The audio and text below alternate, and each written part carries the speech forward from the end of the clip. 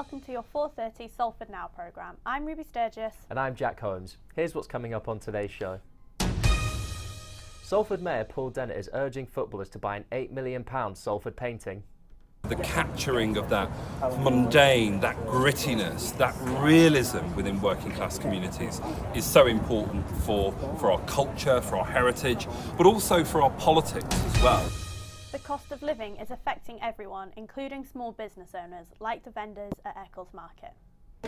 Normally we was like have some saving, but now we just surviving because everything gone up the prices. We can't do use very high prices. A customer won't buy it, so we just do small margin. We just surviving for stove, paying for stove and rent the stove. That's it. And a group of acrobats are jumping into Media City on their new tour.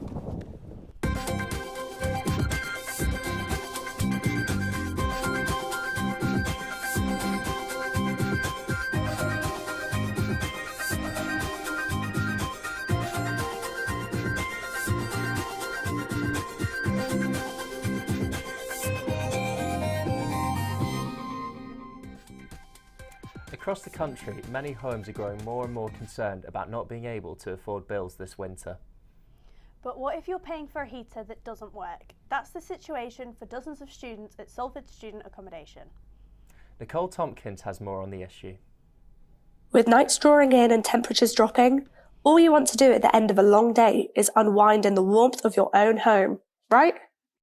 Well, for students at the University of Salford, this is far from reality.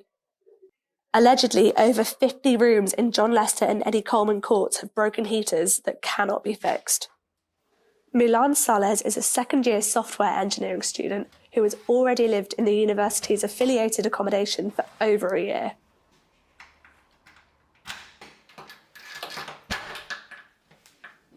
First, they told us that they would get a team to come check it out. After maybe a week or two, a team would come and check it out and would tell us they'd try to fix it on their own or they'll call a company. 2 or 3 weeks after that, they said that they can't do anything to fix it, and what they did was they gave us a portable heater instead. Do you think that that's an acceptable replacement? Personally, I wouldn't say so, especially with the recent inflation in our rents.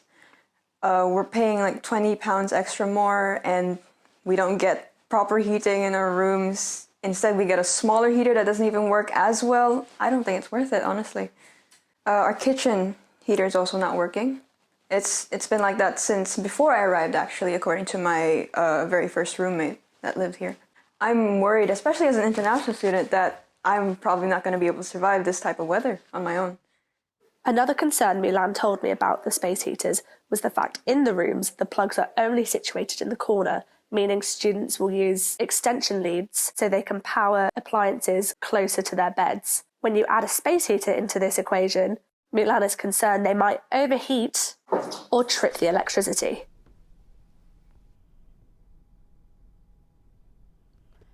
Prior to this broadcast, we reached out to Campus Living Villages and the Students' Union and received no response.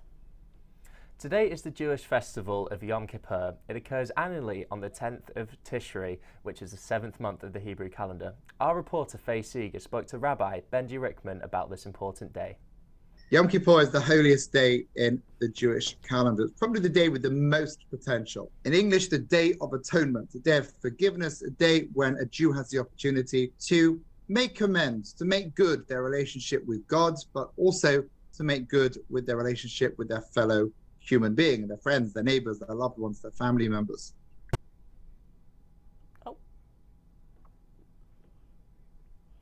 The cost of living crisis has been devastating to businesses across the city, but it doesn't just include corner shops and newsagents. Market stalls and street vendors have also been heavily affected by the steep rise in living costs. Leon Redfern went to Eccles Market earlier today to ask shop owners how it affected them. Eccles Shopping Centre has been hit hard by the cost of living. Shop owners are now struggling with the increased prices. Sam Wu, assistant manager at YMCA, talked about the rises. Of the living essentials, so they've got quite increased in the price. So it's actually not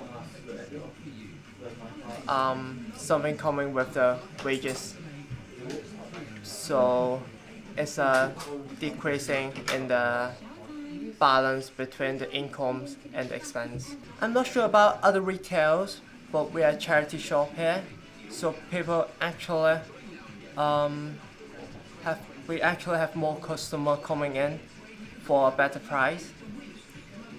And when we chat with the customer, they do mention about living cost and how it's unaffordable in the retail for the brand new stock, brand new items. So that's actually giving us more sales, which is good for our company, but it's also sad to see it happening in the UK. Manager at Best Bargain, Yusuf Sherzad, talked about how the customers are reacting. Like normally what we were selling like is a pound shop, pound line. So now everything is like 50p is gone up 150. So £1 gone to 150. So customers now is not happy. So they say is why everything is expensive, like it's from £1 to 150. So we don't have that much sale nowadays. And the electricity, like we have another shop opposite of this one, the carpet shop. As I said to another interview I was interviewing, was normally we was getting bills for 3 months, like 150, 160 pound. In this last 3 months we get 839 pound. So that much, like triple times the prices have gone, the electricity. Residents of Grange Road expressed their anger when they realised a number of trees had been cut down at the bottom of their street without warning. Sophie Rumsby went there earlier to see the scale of the destruction. Local residents in the Salford Greenway in Winton have complained after a large number of trees were cut down without any explanation at the end of Grange Road. No residents were notified about the tree cutting, and it is expected to continue for a further 5 days. People took to Twitter to complain about the matter, and the council commented that it is not their land and people need to contact Highways Northwest about the issue.